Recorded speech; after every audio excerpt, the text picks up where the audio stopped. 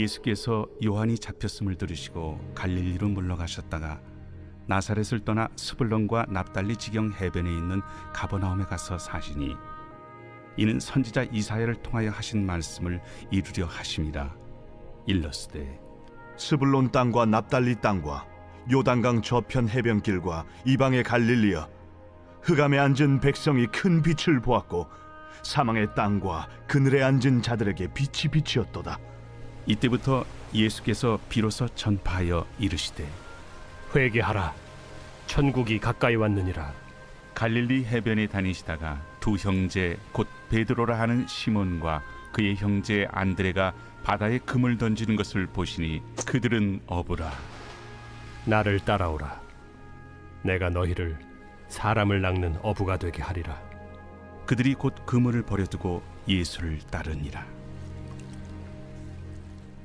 거기서 더 가시다가 다른 두 형제 곧 세베대의 아들 야고보와 그의 형제 요한이 그의 아버지 세베대와 함께 배에서 금을 깁는 것을 보시고 부르시니 그들이 곧 배와 아버지를 버려두고 예수를 따르니라.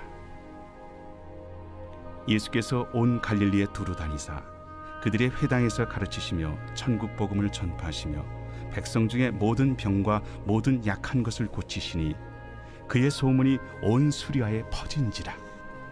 사람들이 모든 앓는 자, 곧 각종 병에 걸려서 고통당하는 자, 귀신 들린 자, 간질하는 자, 중풍병자들을 데려오니 그들을 고치시더라. 갈릴리와 데가볼리와 예루살렘과 유대와 요단강 건너편에서 수많은 무리가 따르니라.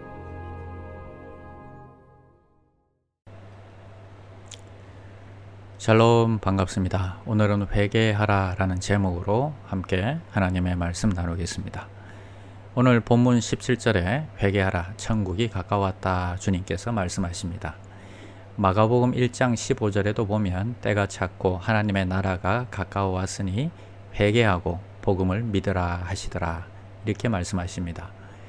회개라는 것은 자기 잘못을 인정하고 고백하며 삶을 돌이키는 행위입니다. 하나님의 말씀을 듣고 내가 잘못되었다는 것을 스스로 자복하는 것입니다. 하나님도 우리를 강제로 회개시킬 수는 없습니다. 내가 자원해서 회개해야 하는 것입니다. 그러면 성령이 우리 마음속에 예수님을 밝혀 보여주심으로 믿게 되는 것입니다. 회개하고 믿으면 구원을 받으니 아무 조건이 없습니다. 아무리 금식을 하고 선행을 해도 그것이 우리의 죄를 씻을 수는 없습니다. 어떤 스님이 10년 동안 누워서 주무시지 아니하고 앉아서 주무시고 좋은 음식을 먹지 않고 고행을 했음에도 불구하고 세상을 뜰 때에는 구원의 확신이 없어서 나는 가장 낮은 지옥으로 떨어진다 탄식하고 세상을 떠났습니다. 마찬가지로 이사야 55장 7절에 악인은 그의 길을, 불의한 자는 그의 생각을 버리고 여호와께로 돌아오라. 그리하면 그가 긍휼히 여기시리라. 우리 하나님께로 돌아오라. 그가 너그럽게 용서하시리라 하셨습니다. 우리가 우리의 길과 우리의 생각을 버리고 여호와께 돌아오는 것이 회개인 것입니다. 나의 과거를 주님께 청산해서 아뢰는 것입니다. 누가복음 15장에 두 아들이 나옵니다. 첫째는 열심히 일을 하고 착합니다. 그러나 둘째는 아버지의 재산을 미리 유산으로 청구하고 그것을 떳떳하게 받아서 또 허랑방탕하게 탕진해 버렸습니다. 나중에 너무 고생스러워서 회개하고 아버지께 돌아가자 결심합니다. 거지 몰골로 돌아오는 아들을 멀리서 아버지가 보고 달려와서 안아주고 씻기고 옷을 갈아입히고 신을 신기고 가락지를 끼우고 잔치를 베풀었다 하십니다. 아버지가 뛰어나오지 않았다면 마을 사람들이 율법대로 그 불의한 아들을 돌로 쳐서 죽였을 것입니다. 아버지는 아들을 그만큼 사랑한 것입니다. 회개만 하면 이런 은혜를 베풀어 주시는 것입니다. 살찐 송아지를 잡아서 잔치를 베풀어 주시는 것입니다. 이 모습을 보고 첫째는 삐져서 나는 집에 안 들어간다 버팁니다. 아버지가 아무리 간청해도 첫째 아들은 절대 안 들어갑니다. 첫째는 율법주의자입니다. 죄를 지은 둘째에게 왜 형벌을 내리지 않고 용서하시냐 하는 것입니다. 아버지는 정의롭지 못하다는 것입니다. 그 이후에 첫째가 구원받았다는 이야기는 나오지 않습니다. 내가 선행을 하고 안 하고가 중요한 것이 아니라 내가 회개를 했냐 안 했냐가 중요한 것입니다.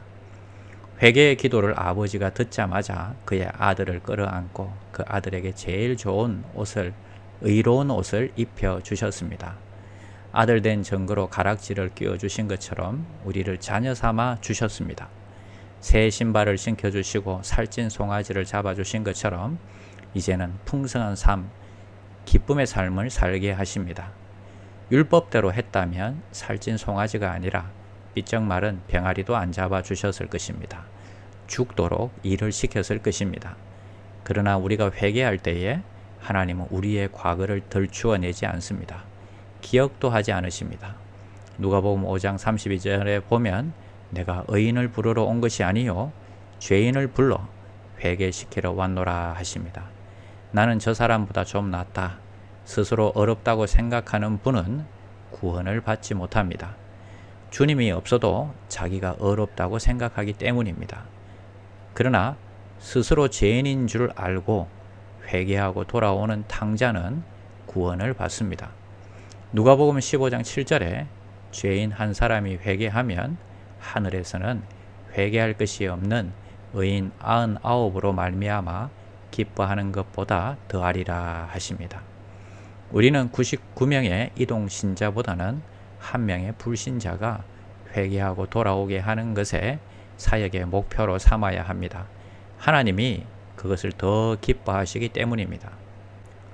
그리고 에베소서 4장 22절에 보면 너희는 유혹의 욕심을 따라 썩어져가는 구습을 따르는 옛사람을 벗어버리고 오직 너희의 심령이 새롭게 되어 하나님을 따라 의와 진리의 거룩함으로 지으심을 받은 새 사람을 입어라 하셨습니다. 첫 번째 구원에 이르는 회개가 끝난 사람은 두 번째 날마다 하는 회개를 해야 합니다. 옛사람을 벗고 새 사람을 입는 것은 회개하여서 거룩하게 변화되는 것입니다. 의복이 날개라고 깨끗한 옷을 입어야 하지 않겠습니까?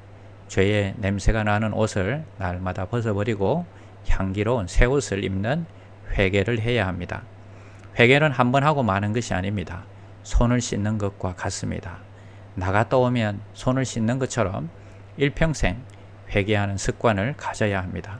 우리가 하루에 490번 죄를 짓더라도 회개하고 나오면 씻어주시는 하나님인 것입니다.